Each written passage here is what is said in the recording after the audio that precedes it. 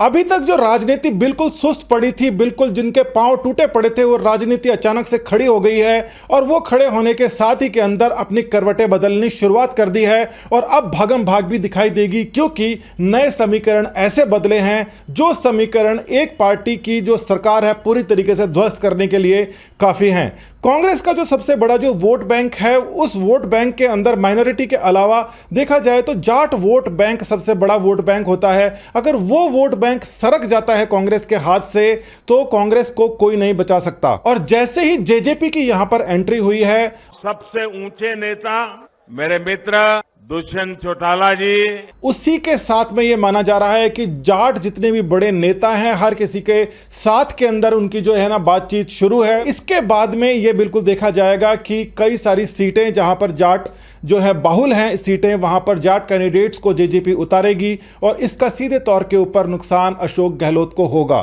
तो आखिर यह सब हुआ कैसे और ये जो नए समीकरण जो बने हैं इसके पीछे कौन है? मेरी जो जानकारी है जितना, वो ये बताती है कि जो सेंटर है वो स्टेट के जितने भी लीडर्स हैं बीजेपी के, उनसे बहुत ज़्यादा निराश है। अभी पिछले 4.5 साल से आप देख रहे हैं, जो यहाँ की जो जनता है वो भी देख रही है कि बीजेपी के जो लीडर्स हैं उनके कहा जाए तो कान के ऊपर जूं तक नहीं रहेंगी, इतनी बड़ी बड़ी घटनाएं हो गई जब तक सेंटर के नेताओं ने आकर यहाँ पर हो हल्ला नहीं मचाया। जैसे कि सबसे ज़्यादा अगर देखा जाए बीजेपी का कौन सा नेता अगर एक्टिव रहा है तो वो रहा है किरोड़ी लालजी मीणा। और उसके अलावा अगर देखा जाए कि जो बीजेपी के अंदर सेंटर के अंदर रहकर बड़े स्तर के ऊपर जिनने प्रभावित किया है राजस्थान की परिस्थितियों को, तो वो है गजेंद्र सिंह शेखावत। अब गजेंद्र सिंह शेखावत के बारे में भी माना जा रहा है कि जेजेपी जो आ रही है राजस्थान के अंदर, इसके पीछे फील्डिंग करने में उनका हाथ भी हो सकता है। इसके अलावा एक और आदमी है जो बिल्कुल साइलेंट रहते हैं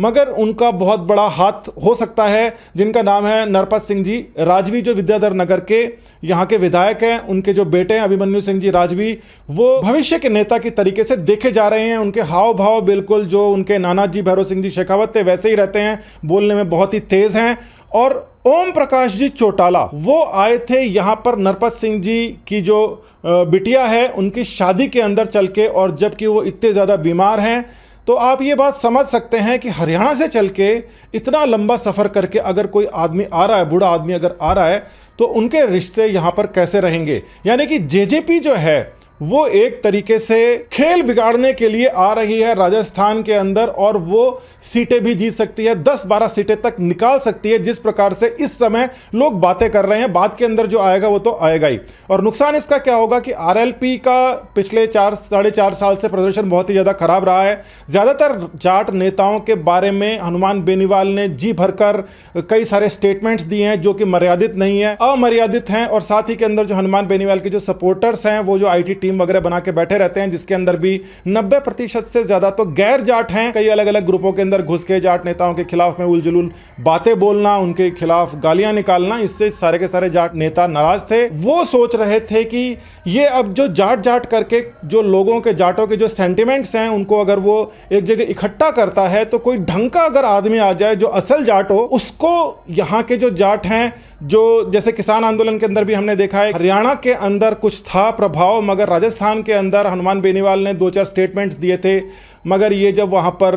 पहुंचे थे, शाहजहांपुर बॉर्डर के ऊपर पहुंचे थे, तो उनके टेंट में 15 से ऊपर लोग नहीं थे, दूसरे दिन भाग गए थे। और हनुमान बेनीवाल जब भी दिल्ली से आते थे नागौर, तो वो बच बचा के इस वाले रास्ते से नहीं आकर कभी ट्रेन से आते थे, कभी कहीं से आते थे। मगर पता नहीं क्या मामला था कि वो इस आंदोलन के अंदर जाने से बच रहे थे। अब जो नया समीकरण आज के दिन जो जयपुर के अंदर हुआ है, वो ये हुआ है कि जेजेपी के अंदर नारायण सिंह जी की बहू रीटा चौधरी जो है वो जेजेपी के अंदर शामिल हो गई। ये बहुत बड़ी घटना है। बड़ी घटना इसलिए है क्योंकि नारायण जी अभी थोड़े दिन पहले सचिन पायलट की सभा के अंदर नजर आए थे। उनके जो बेटे वीरेंद्र सिंह जी हैं, वो हमारे गांव के हैं, हम तो भाई साहब बोलते हैं, उनको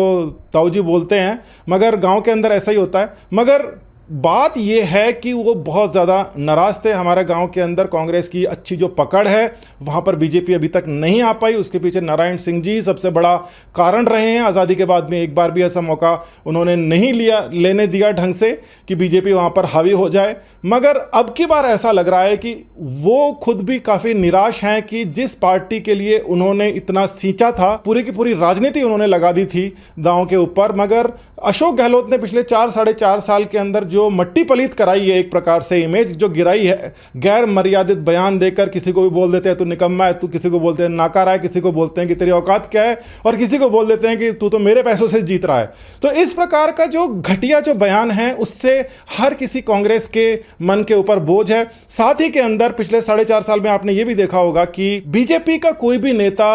अपने पूरे मन से कांग्रेस की बुराई नहीं कर पाया, मगर कांग्रेस के लोग ही बुराई कर रहे थे। उसका कारण यह था कि 4.5 साल के अंदर कांग्रेस के नेताओं के तो काम हुए नहीं है और बीजेपी के नेताओं के काम रुके नहीं है। इसी वजह से जो प्रोटेस्ट है, कई सारे जो प्रोटेस्ट हैं राजस्थान के अंदर हो सकते थे, जो बड़े मुद्दे बन सकते थे, जब तक गजेंद्र सिंह जी शेखावत या फिर खासकर किरोड़ी लाल जी मीणा जब तक सड़कों पर नहीं उतरे तब तक उनका मुद्दा नहीं बन पाया। बीच के अंदर सतीश जी पुनिया आए थे, उन्होंने काफ़ी जोर आजमाइश की थी, मगर उनका जो दायरा था उसके अंदर भी जातिवाद धीरे धीरे करके हावी होने लग गया, और वो इसलिए होने लग गया क्योंकि उनको दूसरों से सपोर्ट नहीं मिल पा रहा था, दूसरी जातियों से सपोर्ट नहीं मिल पा रहा था या नहीं दे पा रहे थे। और उसका कारण भी यही था कि उनके जो लीडर्स थे, दूसरी जो जातियों के भी लीडर्स थे, उनका कोई काम तो रुक नहीं रहा था। अशोक गहलोत के रहते बीजेपी के किसी भी ब्राह्मण नेता हो, चाहे कोई राजपूत नेता हो, चाहे कोई सा भी जाति का नेता, किसी का भी काम तो रुका नहीं। इसीलिए यहां पर सतीश जी पुनिया भी कोई खास सक्सेस दर्ज नहीं कर पाए, मगर उनका जो संघर्ष है उसको लास्ट के अंदर वसुंधरा के साथ में जो झगड़ा हुआ उसके अंदर उनको सीट जो है छोड़नी पड़ी, मगर उनको इनाम के तौर पर राजनीति के अंदर ले आए। संगठन से राजनीति में लाने का मतलब क्या होता है कि वो सरकार का हिस्सा बनेंगे और बहुत ही पावरफुल पोजीशन मिलेगी। वो हो सकता है कोई समीकरण बन जाए तो वो जो चीफ मिनिस्टर के दावेदार भी बन सकते हैं, नहीं तो गृह मंत्रालय उनके पास में जा सकता है, वित्त मंत्रालय, कोई बड़ा और पावरफुल मंत्रालय उनके पास में जाएगा। अब आखिरी जो फैक्टर है इसके अंदर एक और फैक्टर आता है कि गुर्जर वोटों का, कि सचिन पायलट को अगर गहलोत दूर कर पाने में कामयाब रहते तो उस अवस्था के अंदर क्या होता है कि बीजेपी के अंदर जो गुर्जर वोटर्स अभी हाल ही के अंदर काफी बड़ी तादाद के अंदर उन्होंने वोटिंग की है, जो लोकसभा चुनाव है उसके अंदर भी की थी, जो अशोक गहलोत जी को लोकसभा के अंदर हराया था, उनके बेटे के नाम से वो लड़ रहे थे, बुरी तरीके से हारे थे, उसके अंदर भी की थी। और इसी वजह से वो ये चाह रहे थे कि जो गुर्जर हैं ये बीजेपी से निकल जाएं, कांग्रेस से थोड़े बहुत जाएंगे मगर उनका ज़्यादा परसेंटेज नहीं होगा, मगर बीजेपी से जो निकलेंगे उससे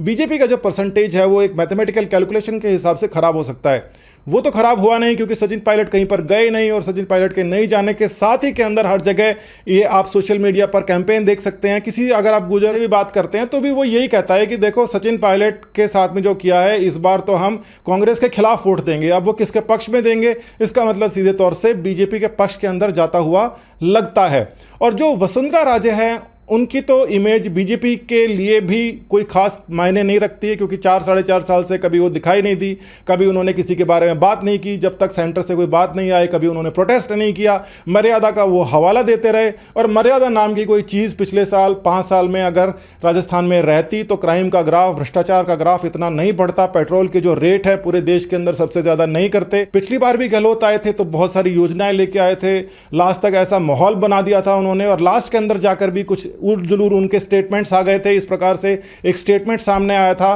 कि वो बोल रहे थे कि कांग्रेस की जूती को भी अगर कहीं खड़ी कर दे तो वो जीत जाए, और वो बहुत बुरी तरीके से कांग्रेस हारी थी। हालांकि ये स्टेटमेंट कहां से आया था उसका सोर्स तो मेरे को पता नहीं है, मगर इस प्रकार की जो बातें थी वो पूरे के पूरे लोगों के अंदर फैल गई थी। और जो अब इस बार जो बातें आ रही हैं, निकम्मा नाकारा तो खैर आई गई थी, अब बोल रहे हैं कि तेरी औकात क्या है, तेरे पास पैसे नहीं है, तू इस लायक नहीं है, तू कुछ नहीं है। इस प्रकार की जो बातें हैं वो साफ तौर से वही बता रही हैं जो पिछले 5 साल पहले हुआ था। मगर पिछले बार ये बात थी कि जो ट्रांसफर ऑफ पावर था वो गहलोत से वसुंधरा में और वसुंधरा से गहलोत हो रहा था। इस बार उसकी संभावना आप ये मान लीजिए कि तकरीबन 0% है। बहुत ही असाधारण सर्कमस्टांसेस अगर बन जाते हैं उस केस के अंदर वसुंधरा सामने आ भी सकती हैं, क्योंकि वसुंधरा का देखा जाए तो यहां पर कोई वजूद था नहीं, पहले भी पिछले 5 साल के अंदर भी नहीं दिखाई दिया, और उसके पहले भी जब वो अपोजिशन में थी तब भी नहीं दिखाई दिया। तो ये समीकरण जो हर रोज जो बदलते जा रहे हैं, इनके अंदर मीडिया आपको सही खबर इसलिए नहीं दे पा रहा है क्योंकि सारे के सारे मीडिया हाउसेस की अलग अलग जगह से सेटिंग हो चुकी है, और जो कुल मिला के असली जानकारी है उसको लेने के लिए तो आपको यहीं पर आना पड़ेगा। नमस्कार, धन्यवाद, जय हिंद।